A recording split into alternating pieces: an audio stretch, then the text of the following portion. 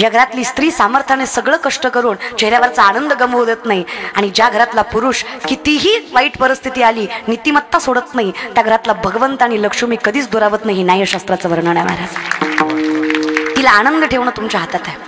म्हणून विनंती आहे, नाही थोडंसं घ्यायचं रे ऐकून, ताकद लक्षात घ्या फक्त या विषयाकडे. म्हटलं माझी बायको ऐकत नाही. म्हणलं हरकत नाही. तर म्हणलं तसं नाही, माझ्या बायकोला ऐकू येत नाही. म्हटलं मी काय करू? ते म्हणलं तिला मान्यच नाही की तिला ऐकू येत नाही, तुम्ही तिला जाऊन सांगा की तुला ऐकू येत नाही बाई, उपचार कर. म्हणलं ठीक आहे. मी म्हणलं तोपर्यंत तुमच्या बायकोला कुठून कुठपर्यंत ऐकू येत नाही तेवढं बघा, मी घरी येते. मी घरी गेले, ह्यानं हाक मारली दरवाजापासून, का ग कुठली भाजी केली? उत्तर आलं नाही. किचन मधून सोप्याजवळ गेला, का ग कुठली भाजी केली? उत्तर आलं नाही. किचनच्या दरवाजाजवळ गेला, का ग कुठली भाजी केली? तरी उत्तर आलं नाही. म्हणलं कार्यक्रम लईच वाईट दिसतोय. कानाजवळ गेला, का ग कुठली भाजी केली? हिनं रागानं चुलीवरची कढई उचलली, त्याच्यासमोर आदळली. म्हणली मेल्या मगापासून 4दा सांगितलंय बटाट्याची केली. कळलं, त्यालाच कळलं. बरं का ऐकू येत कुणाला नाही? आ म्हणत कुणाला होता? असलेच आहे तुम्ही. खरं तरी तुमचं बी चुकतंय मान्य करत सारे. चुकत नाही असं जगात माणूस. अरे देवाचं चुकतं, आपली काय कथा? नारदाची चूक झाली म्हणून तर 60 लेकरं भोगावी लागली, हे की नाही? तुमची आमची काय कथा घेऊन बसले दादा? म्हणून विनंती आहे, पाया पडतो तुमच्या, थोडे डोळे उघडा. विचार आम्हाला पुढचा करायचा आहे, आणि जर पुढचा विचार करायचा असेल तर मागचं सावरायची ताकद आमच्यामध्ये असली पाहिजे. आम्हाला कळलं पाहिजे की माझं चुकतंय. कळे ते न कळे ते कळे माऊलींचं वर्णन आहे. कळत नाही एवढं तरी कळावं तो शहाणा आहे. आणि येडं बनून राहा आयुष्यात, फार शहाणं व्हायचा प्रयत्न करू नका. माझ्या आईला 2 लेकरं, एक शहाणं एक येडे. एक शहाणं एक येडे. शहाणं खा म्हणलं की खातं, शाळेत जा म्हणलं की जातं, बस म्हणलं की बसतं, उठ म्हणलं की उठतं. दुसरं माणसं बघून मुद्दाम करतो. पाहुणा आल्यावर जास्त नाचतो. त्याला माहित आहे माणसात काय करते, निस्ती दातो खाती, करते काय? काहीच करू शकत नाही माणसात, ते मुदाम करतो. पण आईच्या अंतःकरणाने सांगा, काळजी कोणाची वाटते? धाकट्याच्या मुखी घास घाली माता, धाकट्याच्या मुखी घास घाली माता, धाकट्याच्या मुखी घास घाली माता, धाकट्याच्या मुखी घास घाली माता.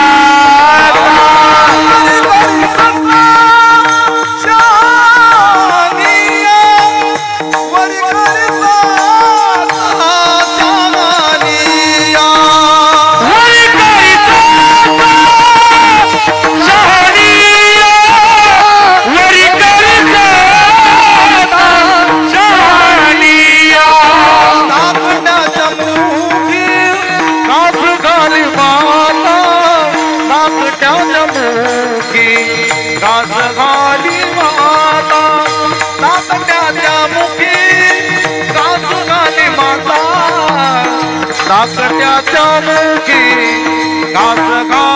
माता, धाकट्याच्या मुखी घास घाली माता, धाकट्याच्या मुखी घास घाली माता, धाकट्याच्या मुखी घास घाली माता, धाकट्याच्या मुखी घास घाली माता.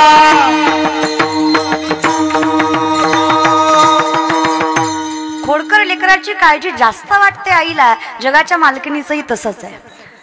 जी माझी पंढरीची माय आहे तिचंही तसंच आहे.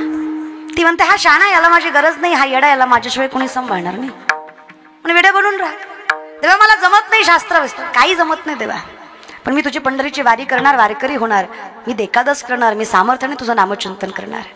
ज्याने केलं त्याला काळजी नाही, ज्याने नाही केलं तर केव्हा सांगतात, कोण दिवस येईल कैसा नाही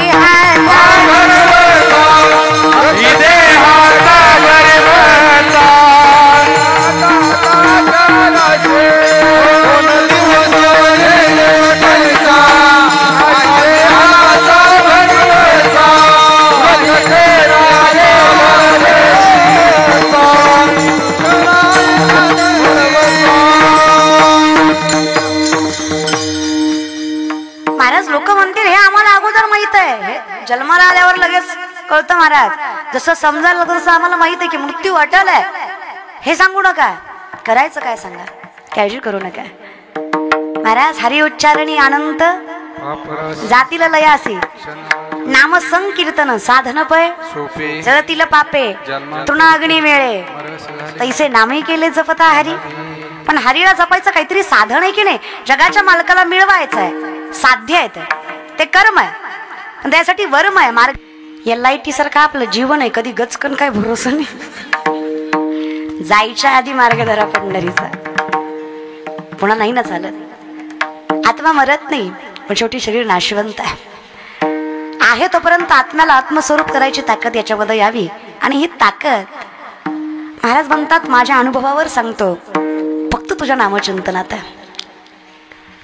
आणि वारकरी ओळखायचं म्हटलं की काही नियम अटी लागतात. आम्ही कसं ओळखतो? तुळशी माळ गळा, गोपी चंदन टिळा, हृदयी कळवळा वैष्णवांच्या. वैष्णव जन तो तेने कहिये, पीड पराई जाणी जय. कोण वैष्णव? वारी न चुकोदय हरी, पंढरीचा वारकरी. मी जर वारकरी आहे तर वारी करणं माझं कर्तव्य आहे, एकादशीला करणं माझं कर्तव्य. आयुष्यात एक तरी व्रत असावं, नियम असावा. नियम असले की लक्ष्मी आपोआप जवळ येतं. धर्म, नियम, लक्ष्मी या तिन्हीपैकी एक जपता यावं. लक्ष्मी जपता येत नाही, धर्म आपल्याच्याने सामर्थ्याने जपू शकत नाही, पण नियम, एखादा नियम जपायचा. खायच्या प्यायच्या राहायच्या वागण्याच्या बाबतीत आम्ही आमची किंमत विसरून चाललोय. आम्ही दुसऱ्याचं स्वीकारायला लागलोय. आम्ही शिवाजी महाराजांचं नाव घेतो खरं, तुकोबरा ज्ञानोबारांचं नाव घेतो खरं, पण त्यांच्या शेवटी त्यांच्या इतकं नाहीच जमणार आहे. पण धूळ व्हायचा तरी प्रयत्न करा. मी खरं सांगते, ज्या दिवशी महाराष्ट्रातील प्रत्येक तरुण आणि तरुणी काकडा आणि हरिपाठ करेल तेव्हा माझा महाराष्ट्र जगातील सगळ्यात उच्चांकावर असेल, विश्वासाने सांगते. फक्त आजच्या पिढीनं परमर्थ केलं पाहिजे. साधा प्रश्न आहे माझा. देवघर आहेत तुमच्या घरात? देवघर देवघर आहेत आमच्याकडे असतात, तुमच्याकडे? आमच्याकडे माणसाला मेल्यावर जाळतात, तुमच्याकडे? विचारलं महाराज काय? देवाला फुलं वाहता दादा, फुलं वाहता? ताजी वाहता का शिळी? ताजी वाहता. कशी वाहता माय? ताजी वाहता का नाही? कशी वाहता? आता वारकरी आहे का बरं का, देवाला फुलं सुद्धा ताजी वाहता, काकड्याला सगळे म्हातारे बसवतात. कसं पटन र? ते काय म्हणते कळत नाही, एवढंच कळतं रे. त्यांनी करू नये असं माझं म्हणणं नाही, पण त्यांनी नातवाच्या हाताला धरून त्याला काकड्यात आणावं हे कर्तव्य आहे. जर नातवाला परमार्थ कळला नाही तर आपलं कुळ पुढे सामर्थ्याने चालणार. म्हणून दासत्व कळलं पाहिजे. आणि बरं का, आजची पिढी विचार करत असाल कस काय अपयश येत आहे, कितीतरी ज्ञानेश्वरी वाचा. इतकं दिलंय ना ज्ञानोबा तुकोबारांनी आम्हाला, इतकं दिलंय ना दादा. काही नाही रे, 22-23 वर्षाची पोरगी मी. काही एका पायावर राहून तपश्चर्या केली काय वनात जाऊन? नाहीच की. लय उपास तपास, तब्येतीकडे जाऊ नका माझ्या. खाते मी, लागत नाही माझ्या अंगाला, खाते मी. हा ना, शरीराची ताडावे माऊलींचं वर्णन आहे. फार शरीराला त्रास देऊ नये. काही नाही ग. पिढ्यानं पिढीचा परमार्थ आहे. दारात तुळस आहे, घरात विठ्ठल आहे, मुखात नाम आहे, हातात हरिपाठ आहे, ज्ञानेश्वरीचं वाचन आहे, गाथ्याचं चिंतन आहे. विठ्ठलाच्या चरणावर मस्तक ठेवलंय. आज अख्खं जग आमच्या चरणावर मस्तक ठेवतंय का, तर आम्ही विठ्ठलाच्या चरणावर मस्तक ठेवलंय. इतकं दिलं ना तुकोबांनी, इतकं दिलं ना. सुख, समृद्धी, ऐश्वर, संपत्ता, मान, सन्मान, समाधान फक्त गाठ्याने रे, फक्त ज्ञानेश्वरीने. जेवढे तरुण मुलं मुली कीर्तनाला उपस्थित आहेत, बहीण म्हणून सांगते, मैत्रीण म्हणून सांगते, ऐका दादा, चरणावर मस्तक ठेवते. पोरींनो, तुमच्या आयुष्यात जेव्हा सगळे मार्ग बंद होतील असं वाटतंय ना, ज्या वेळेस वाटेल आता इथून पुढे मला काहीच उरलं नाही, त्या दिवशी ज्ञानेश्वरी हातात घ्या. तिथून सामर्थ्याने तुमचं जीवन सुरू होईल. विश्वासाने सांगते, इतकी ताकद माझ्या ज्ञानेश्वरी. वयाच्या 16 वर्ष अख्ख्या विश्वाचं माऊली झाले. कैवल्य साम्राज्य चक्रवर्ती महावैष्णव ज्ञानोबा. ताकद लक्षात घ्या महाराज. 90% विज्ञान म्हणजे ज्ञानेश्वरी आहे. 90% सायन्स इट्स ज्ञानेश्वरी. या बल्बचा शोध 100-125 वर्षापूर्वी सायंटिस्टना लावला. 750 वर्षापूर्वी माऊली ज्ञानेश्वरी मध्ये सांगतात उदकाचे नि आवेश प्रगटले ते जलकलकीत दिसे या विजू माझी असे सलील काही. उदक म्हणजे पाणी, आवेश म्हणजे प्रेशर. पाण्याच्या प्रेशरने वीज निर्मिती होते. हे आपल्या ज्ञानोबरायांनी 750 वर्षापूर्वी ज्ञानेश्वरी मध्ये सांगितलं. याला विज्ञान म्हणायचं, याला वारकरी संप्रदाय म्हणायचा. भाग्यवान माणूस आहे आम्ही दादा. चाचूचे सांडस आहे, खंडी जपय पाणी राजहंस आहे. तुझं ज्ञान विज्ञान तैसे वाटून देऊ. आम्ही तुम्हाला सांगू खरं काय आणि खोटं काय. आता आम्हाला कळलंय 140-160 वर्षापूर्वी की पृथ्वी सूर्याभोवती फिरते, सूर्य पृथ्वीभोवती फिरत नाही. सूर्य हलतो याचा अर्थ तो नाहीये जाग्यावर, सूर्य आहे, पृथ्वी त्याच्या भोवती फिरतीये. हे आम्हाला माऊलींनी 750 वर्षापूर्वी सांगितलं. मोठं की देहाकृती उमटे निज ज्ञानाची पहाट फुटे, सूर्या पुढे प्रगटे प्रकाश जैसा. ताकद लक्षात घ्या ना. काय असेल ते ज्ञानेश्वरी, काय व्यक्तिमत्व असेल ज्यांनी 750 वर्षापूर्वी विज्ञानातल्या गोष्टी सामर्थ्याने ज्ञानेश्वरी मध्ये मांडल्या.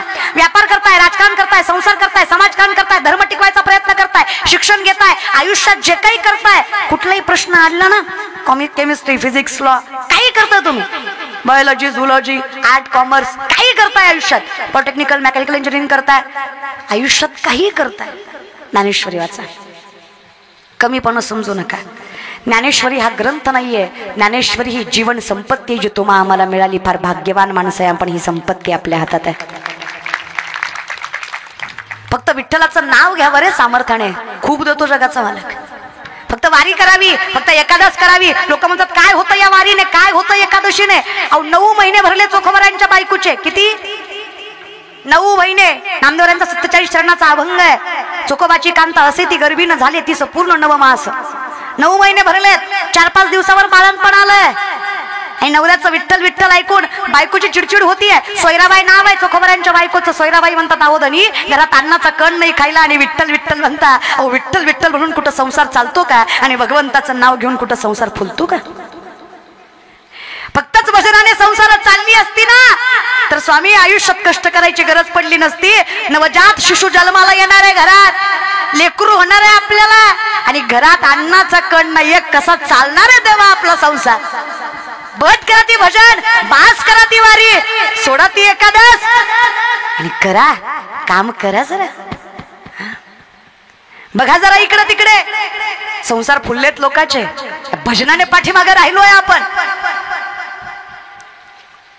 लोक मानत नाही आपल्याला. बायकोची चिडचिड ऐकून राग आला चोखोबरांना. माझ्या विठ्ठलाच्या नामात भंग घालतीये माझी बायको. अहो तेवढी गर्भवती बाई आमच्या चोखोबरायांनी तशीच घरात ठेवली. आणि चोखोबराय रागाने बहिणीच्या घरी गेले. निर्मला नाव त्यांच्या बहिणीचं. बहिणीच्या घरी निघून गेले. उलट आले 2 प्रहर झाले, पण आपला नवरा घरी जेवायला आला नाही. चिंता वाटायला लागली सोयराबाईला. सोयराबाईनं जगाच्या मालकाकडे याचना केली, विठ्ठला माझ्या नवऱ्याला पाठवून दे. चुकलं माझं. विठ्ठल विठ्ठल करीत होता, पण तोंडासमोर तरी बसला होता. माझ्या तोंडानं तोंडासमोरचा बी गेला. माफ करा देवा, चुकलं माझं. बोलणार नाही इथून पुढे काहीच. पण देवा अवघडलेली बाई आहे मी. आई ना बाप, बहीण ना भाऊ, घरात एकटी आहे मी. वाईट वेळ आहे देवा माझ्यावर. बाळांपणात जर कोणी सोबत नसेल ना तर माझा आणि माझ्या लेकराचा जीव जाईल. माझी चिंता नाहीये पांडुरंग मला, पण माझं लेकरू बघायचंय मला. देवा लय 9 सायासानं 8 तासानं गर्भवती राहिली मी पांडुरंगा. माझ्या नवऱ्याला पाठवून द्या. आयुष्यभर भजन केलंय माझ्या नवऱ्याने तुमचं. माझ्या नवऱ्याला पाठवून द्या. याचना करतायत सोयराबाई देवाकडे. पण देवाच्या भजनात दंग असणारे चोखोबा निर्मलेच्या घरी येणार तरी कसं? लोक म्हणतात देवाचं नाव काय देतं. आजची पिढी म्हणते भजनाने काय होतं. आमची माणसं म्हणतात पंढरीची वारी केल्यावर काय मिळतं. मिळतं काय ऐका. त्रैलोक्याचा नाथ आहे, जगाचा बाप आहे, पंढरीचा राजा आहे, अखिल कोट ब्रह्मांड चालक आहे, विश्वाचा मालक आहे. हे त्रैलोक्य त्याच्या इशाऱ्यावर चालतंय, पण तो माझा पांडुरंग भक्तासाठी लाज सोडून त्याच्या दारात येऊन उभा राहतोय. हे भजन देतोय.